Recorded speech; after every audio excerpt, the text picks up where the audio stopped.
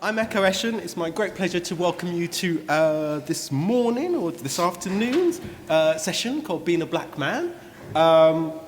It's a subject that I and some of the other panelists here have some experience of, as do some members of the audience, and it's a subject I hope that we can kind of explore, in some depth and kind of curiosity and openness over the course of the next hour. I want to introduce our panelists here this afternoon. From the far end, Johny Pitts, BBC TV presenter, writer, photographer, and founder of Afropean, an online journal.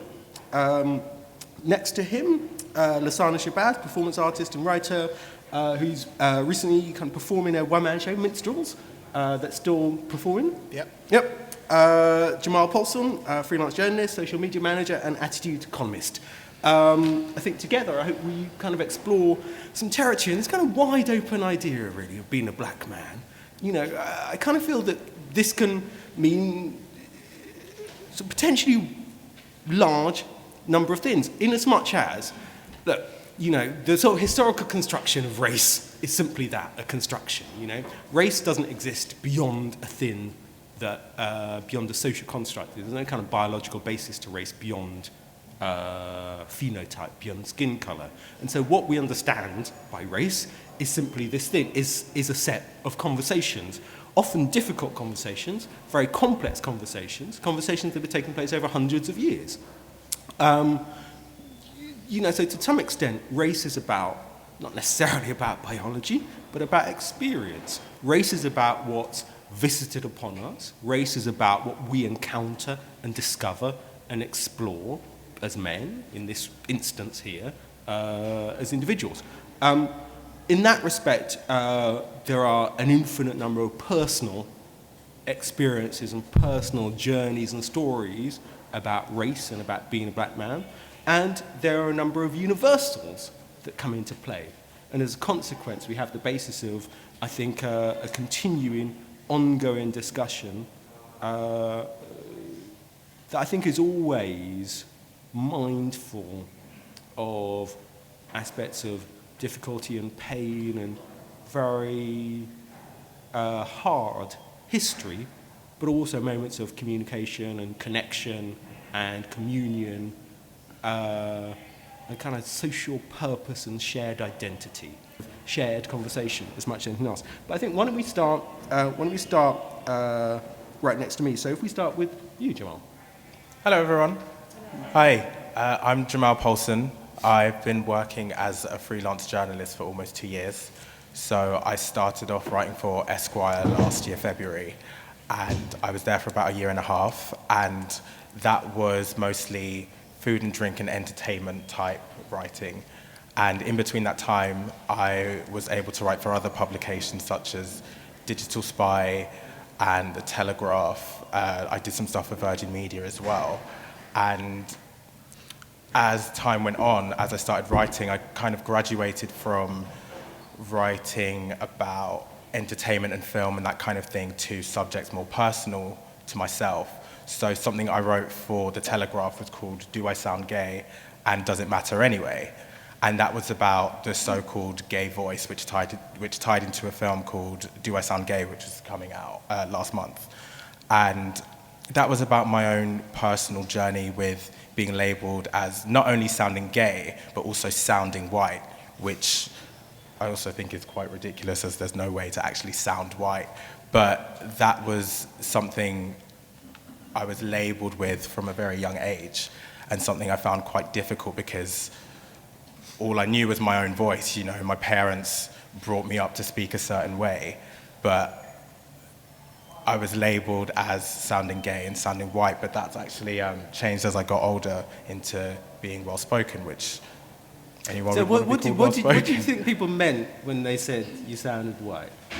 Because I think it's the way that I pronounce certain words. I think my dad's a lawyer, so he wouldn't have my siblings and I speaking in a certain way. And my stepmom's also a lawyer as well. And bad grammar really gets on my mom's nerves. So she wouldn't have any of us speaking in a certain way which would make us sound unintelligent. So I think it came from there. Lasana? Well, yeah, on that very similar experience, grew up, I'm a performance artist and writer, grew up already not fitting into gender roles and what I should do as a boy or what boys or girls should do. I kind of like to mix it up. And then becoming aware of my blackness and the fact that I didn't fit into this stereotype of what I was expected to be. And yeah, I was called a bounty, I was called because of the way I spoke, because I was interested in actually learning. And it was hard. And then also my sexuality as well played a huge part of that. And when I came out when I was 18 and I went to university, I went to Edinburgh, I felt brilliant, I can be who I want to be. And then I experienced what it was like to be fetishized and then put in a box as a black gay man. But then also the drama school experience was quite narrowing, and there was labels, and I remember my first week there was a theatre makeup course, and the teacher did not have any black makeup, so I could not take part. When I wanted to learn certain dialects, Caribbean dialects or African dialects, there was no resources there for me to learn that. So effectively, growing up in London, I kind of had an eye-opening experience in the real world when I went up to university. Johny? It's funny, Jamal, you talk about sounding white, because I had this really awkward conversation with an executive producer recently. I do a lot of voiceover work across a lot of the major TV channels. And there was this really awkward conversation where they wanted a black voice on the channel. And he was like saying, well, we know you're black, but could you just sound a bit blacker? You know? And you know, the executive was really embarrassed about asking me that. And I guess what I'm here interested in, as somebody who's black working in the media industry, is something that Mos Def describes in a lyric where he says, navigate the treacherous and make it seem effortless. And I've just done a documentary about my African-American ancestry. My dad's quite old, and my grandparents actually picked cotton on a plantation, 100 years or so after in the 1920s, a few years after the Emancipation Proclamation. So this documentary was all about that. And actually what Mos Def was referring to was the great migration of African-Americans away from the segregated South, which my family did, and into New York for a better life for themselves. And the lyric that goes after that is, navigate the treacherous and make it seem effortless, like those who made the exodus seeking the North Beacon. And so it was all about this, navigating these kind of really difficult times and flourishing and not letting it get to you. And Robert Farris Thompson, who's a Yale scholar and is Jean-Michel Basquiat's favourite writer and art historian, he talks about this idea of the cool, of poise amidst racism and discrimination and treacherous times, and how if you look at the great African-American leaders, from Malcolm X to Martin Luther King, we all know how they had this poise in the face of this terrible racism. And for me, as a black man in the media industry, I'm dealt constantly with these subtle, I don't know if you could call that moment racist, where my producer's asking me to sound more black, but constant subtle ways of kind of just ignorance.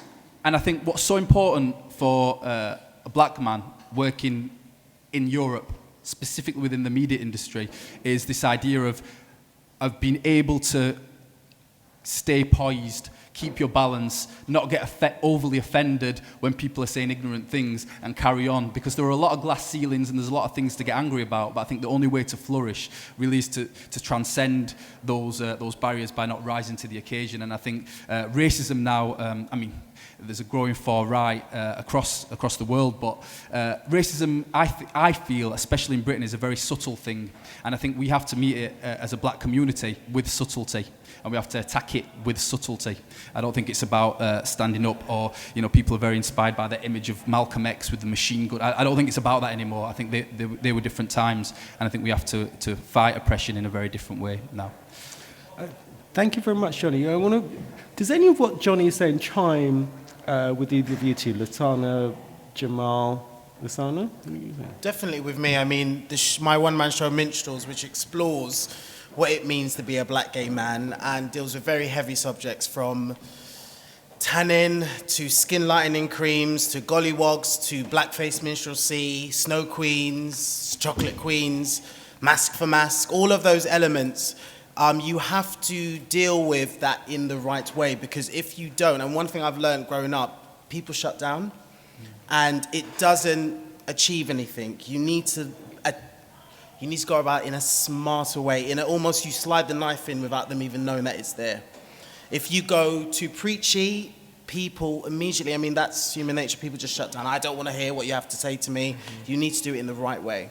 So, I mean, there's one thing, and all of you have touched on this in different ways, which is, tell me if I'm right here, sort of consciousness of how you're perceived and about how deep that goes in terms of you thinking about how you articulate to others, but also you being very aware of how others see you and therefore how you need to respond to others.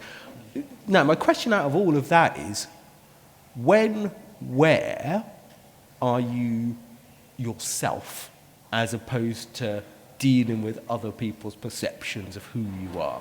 I had a really interesting conversation with someone who I consider a friend, but a real mentor of mine, who's the author Carol Phillips. And I was describing, I got made a fellow of the Royal Geographic Society for this work that I did with Afropean, and I noticed that I was the only black person in the room that wasn't a server, wasn't a waiter. You know, and it really bothered me, and I kind of wanted to get up in the middle of the room and, I talk about this, navigate the treacherous, and I wanted to fuck all that off and kind of just really explode. And then I didn't, and I spoke to Carol afterwards, and he says, he's a professor at Yale now, he went to Oxford, but he's a working class guy from Leeds, and he was saying, you know what, don't say anything, you'll be banging your head against a brick wall. He says, be yourself, explore these themes the best way you can through your art, through your medium, through your writing, through your dance, through whatever it is your skill is. That's where you are yourself and you explore these themes. And that's definitely how I feel. I feel like I say everything I need to say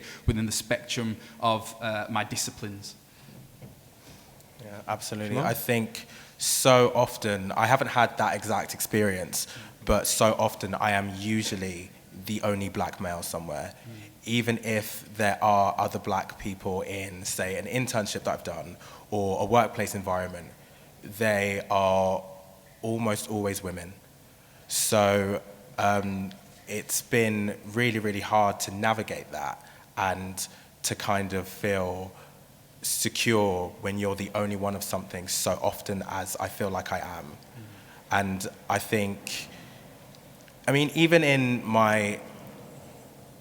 in the job that I have now as a freelancer, going to many different offices, working for many different publications and magazines, and being the only black man, it's really, really hard.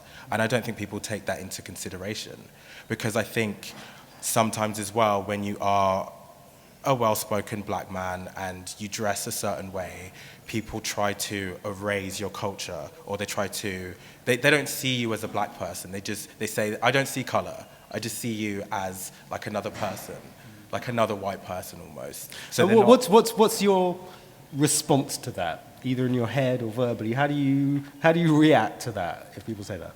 Well, my initial reaction would be to say, see me as a black person. See that I'm black, but don't come at me with prejudgments about what it means to be black.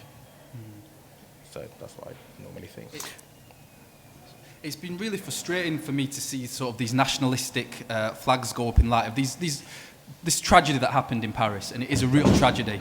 But people are saying France, but actually, like a few years ago, I did a tour of the banlieues in Paris, which are the outskirts, the suburbs, where a lot of the black community get almost like shunted and just kind of forgotten about. And I spoke to someone who described himself as a militant, Almami Kanute, his name, and he was saying that France doesn't like to recognize race. In fact, they don't hold statistics on race. And that sounds great for racial diversity, but the lack of cultural leeway doesn't leave any space for cultural diversity. So a French man is a French man, and if you want to be French, then come and be us, and that's it. But a lot of people, especially immigrants and children of immigrants, don't know how to be French. They don't have the training. And so there's this something else that's happening, and countries need, no matter what country it is, need to leave a little bit of cultural leeway. So it's not about saying, I don't see you, you're just one of us. It's not about that at all, because, you have to say, no, I see you, and you're different, but I embrace you. So let's talk about Britain for a moment. Lasana, I think it was you mentioned something when you were talking earlier before about becoming aware of my blackness. Well, yeah, I always say I had Afrocentric, liberal, hippie parents who were very passionate about installing the belief in myself and being proud of myself. Nothing was a closed topic. And I suppose the first time I became aware of my blackness was when I was 5 years old, and I came home from school and I told my mum I wanted to be white. And she asked me why. And I could tell the difference at 5, the way the children were being treated. And that kind of went on throughout my adolescence and growing up, being 14, learning that I had to act a certain way. Learning from what? How? From other people's reactions to me. From being 14, getting on the bus and having a woman clutch her handbag. And that was just, oh, okay. That was my first experience of, that was the next experience of, okay, so I'm aware of who I am and how people see me. And you do become aware of that very young, very, very young, in primary school. And it's scary. It's scary that children from a very young age are picking up these ideas of what a black man is, or what a black man should be, or what a black boy should be at a very young age from their surroundings. And where and how do you get to the place where you can talk objectively about that, where you can sit here right now and talk about your experience without that being a thing that you are still in, or maybe it is still a thing you are in? I don't think you come out of it. It's life. It's something you have to deal with. You learn how to deal with it as you get older. You learn how to almost be true to who you are and not... Because it's hard, because sometimes you don't want to play up to this stereotype, and sometimes when you get angry because you're a human being, because you experience something, you think, part of you thinks in the head, they're expecting that. I'm expected to act the ignorant black man. But then it's frustrating, and it's something that you can't come out of. So Johny, I mean, you mentioned earlier that Carol Phillips' advice is put all this in your art, which makes a lot of sense. There's a space between art and life. So in terms of your life, how do you experience, encounter, deal with some of these things outside the provenance of kind of work and art? I think there's this interesting quote by Michael Eric Dyson, who says he's interested in post-blackness, this idea of post-blackness, and he describes it as being rooted in but not restricted by blackness. And I think that's a really, really good advice. And so that's something that I'm conscious of, is to root myself, is to know where I come from and to be proud as I am, but not to let that define my actions, and to not let blackness be baggage, because I think so often it's really easy to allow it to be. Yeah. I definitely agree with that. I think that so often, you have to think about the fact that you're black in a way that I think a white person doesn't have to think about the fact that they're white. I think we're constantly reminded of that every day. And I think even preparing for this discussion today was in some ways kind of a downer, because I felt like I was constantly reminded of how little black men have and how terribly we get treated by society in a covert way, in a way that I don't think many people really realize unless you are a black person. So it has to be said, so far in terms of the conversation we've had, a lot of this kind of experience of blackness being described in terms that are about kind of survival to some extent. I'm interested in how you thrive as well, though. If we say, look, that part of the difficulty about this is what's visited upon you, then how do you get to a place where you aren't simply responding? I mean, Johny, you talk about post-black, but implicit in that is at least some sense of leaving that behind. Can you take it with you and thrive? Yeah, I don't think it's about post-blackness, it's about leaving it behind. I think it's about transcendence. You know, so I think it's about kind of understanding that, but sort of almost like in a Buddhist way of having it as there, that's present, but then not letting it sort of dominate you, you know, and that's what I think. I think it's something, you know, so often I think what's interesting about these discussions and why I think it's great that it's such a mixed audience is that when you, whether you enter sort of gender or race, you're entering this discussion, but this is very often a human condition, you know, that I think that everyone's dealing with, but maybe we've had to think about a little bit more than some other people. So, you know, I think everyone's probably dealing with that idea of what they've been told they are, or what they're supposed to be, whether it be by parents, and then trying to get past that. I get it from my Sheffield friends who are like, I'm a working class Sheffielder who grew up on a council estate, and you know, they hate to see me, I mean, the fact that I'm at Southbank is, you know, they'd be completely like, what are you doing? You know what I mean? And so I've had to constantly sort of try and escape the area, my area that's very parochial, you know, so. I mean, Lasana, how do you come to put some of that into performance? So can you talk for a moment about your show, Minstrels? So what all of those ideas and well, what I'm just interested in to come back to this point about put it into your art. Because of my personal experience, I mean, I generally, with what I've experienced, you know, being a black gay man, it used to, well, when I was younger, it used to frustrate me. I used to get very angry and I didn't understand, because I've always been quite open and I never understood, you know, why people have to be put in boxes. So my first inspiration to do the show was living in Holland and seeing Zwarte Piet, the blackface Christmas minstrel. And I found it very interesting in a Holland environment how, you know, black people were seen, how black people saw themselves. And especially in that environment in Holland, it's very much, you know, if you do not look Dutch, you are not Dutch. Whereas I'm British and I consider myself British. So I created the show and I wanted to explore these ideas that we never really talk about. So, you know, this idea of beauty surrounded by skin color, you know, if you're light, you're all right. If you're black, get back. This idea of skin lightening that we don't really talk about.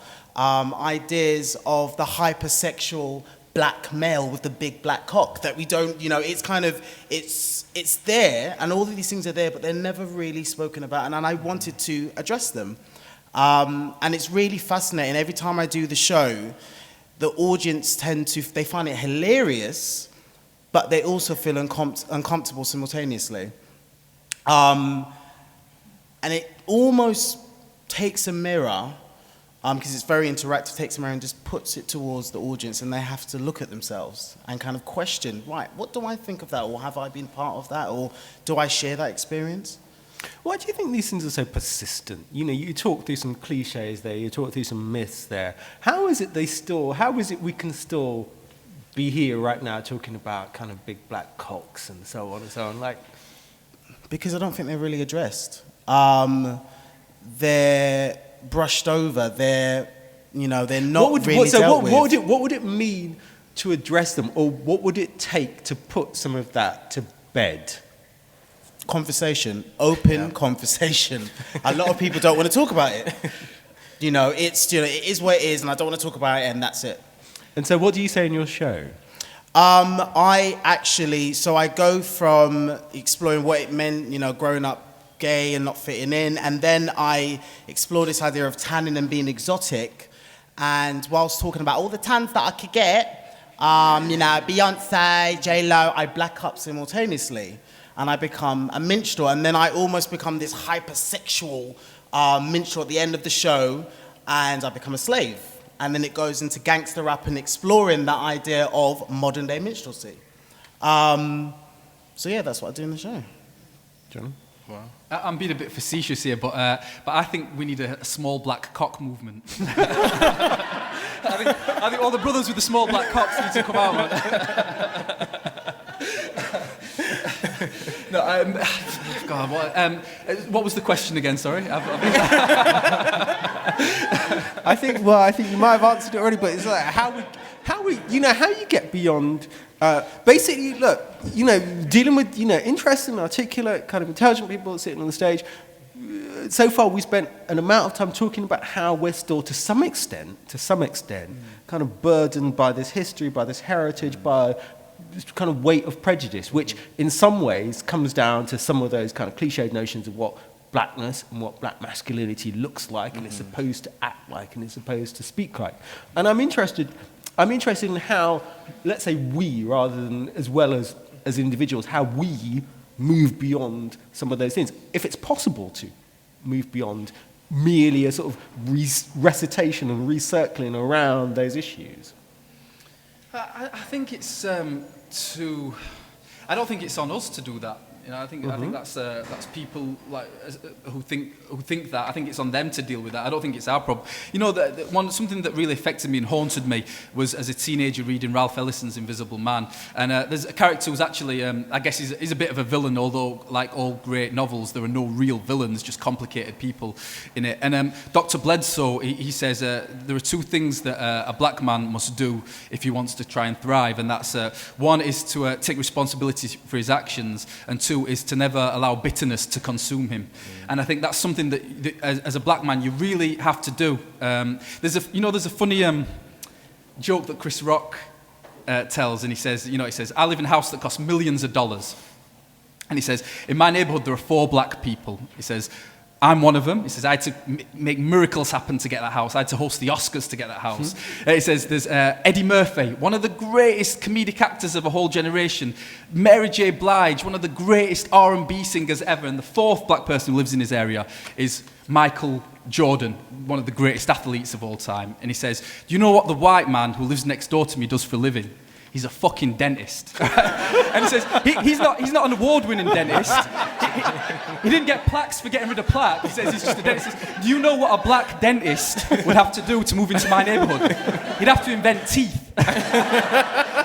And I think there's all, like my friend Andy Akinwolere, who presented Blue Peter for 5 years, he was renting in a house that was owned by his runner who was younger than him.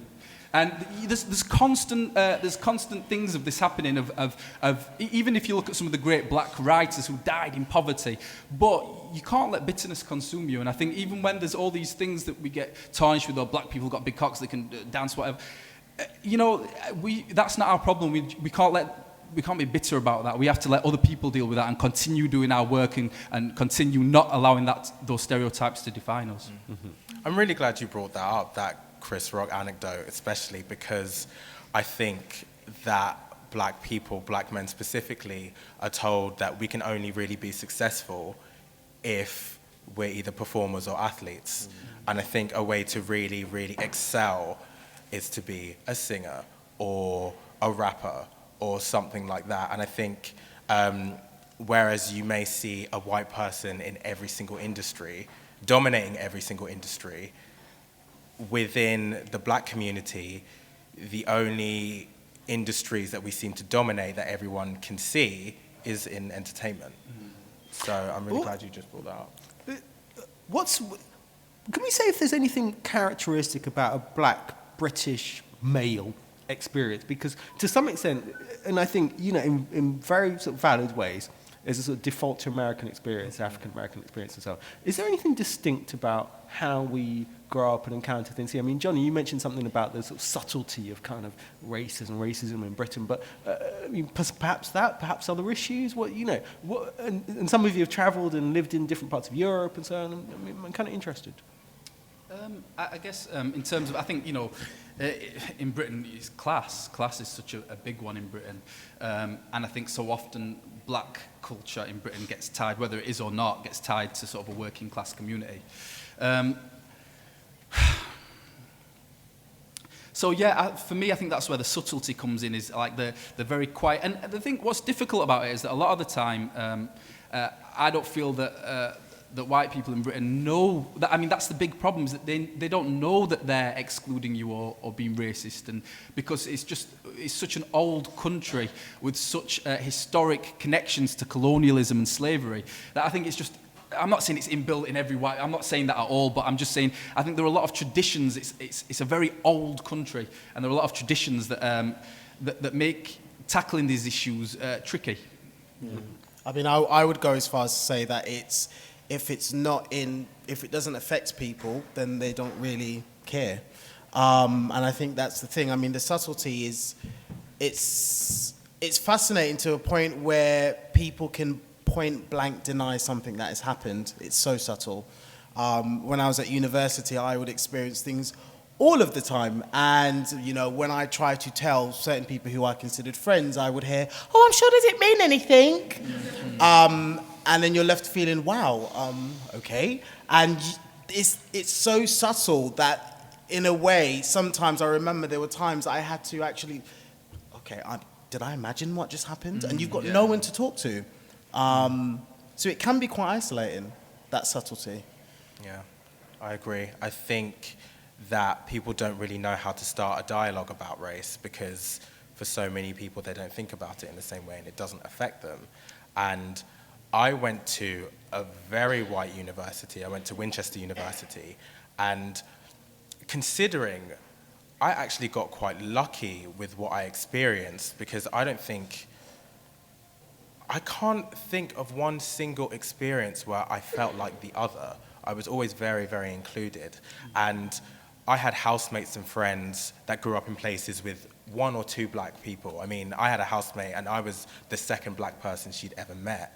But she was very, very sensitive towards the black struggle and what black people go through. So in university, I didn't really have the struggle that I think a lot of people do have in that sense, but it was more of an internal issue for me.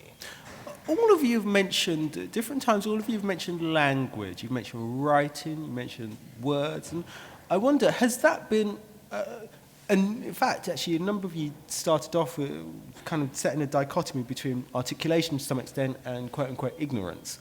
I'm interested in why, or is language important for you, or is it? It's how we all communicate. Well, I guess I wanted to sort of flesh out this thing that, you know, again, all of you kind of make a living to some extent by writing or performing, by using words, and I'm interested in that as a sort of route to identity and a route to find a way to yourself and to find a way to a public version of yourself, I suppose. That's interesting. I mean, I just think that, like, when you read a book, it's the most coherent and articulate, tangible form of someone's mind that there can be. You know, so that's why I believe in books more than TV, more than anything as a medium, is because I think even if it's no matter what it is, it's someone's taken the longest time to think about what they want to say. And I think that's why it's really powerful, is because you take yourself away, you might spend 2 years thinking about this subject. And to write a book, there's no money in it, there's no, you know, to write a book, it's a labour of love. And so what comes at the end of it is truth, I think, is truth, and is a coherent expression of what you're trying to say, or the most coherent available. So I believe in the written word as a real powerful tool. I suppose language is very, very important, especially when you are writing in a performance sense to actually connect with an audience, because you need to be able to relay what your thoughts are and what you want to explore, including an audience, but then at the same time not confusing them.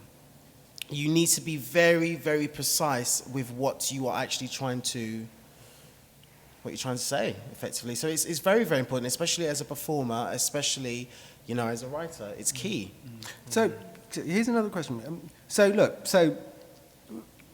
you know, so far some of the solutions that have been posited here to the experience of racism anyway. It's been to kind of find a sort of personal dignity, find a way through, art, and so on. Now, is all of that feasible at a time of kind of UKIP, anti-immigration stuff, all of these kind of rising tides of right-wingness which bring with them their own layers of bigotry? Is it enough to say that here's my personal response to those situations, or should we be more angry? Well, something else that Carol said to me is that no well-behaved black man ever changed anything, you know, and I think there's a real truth to that. But again, I think it's just finding the most coherent way to say that. So I just think that,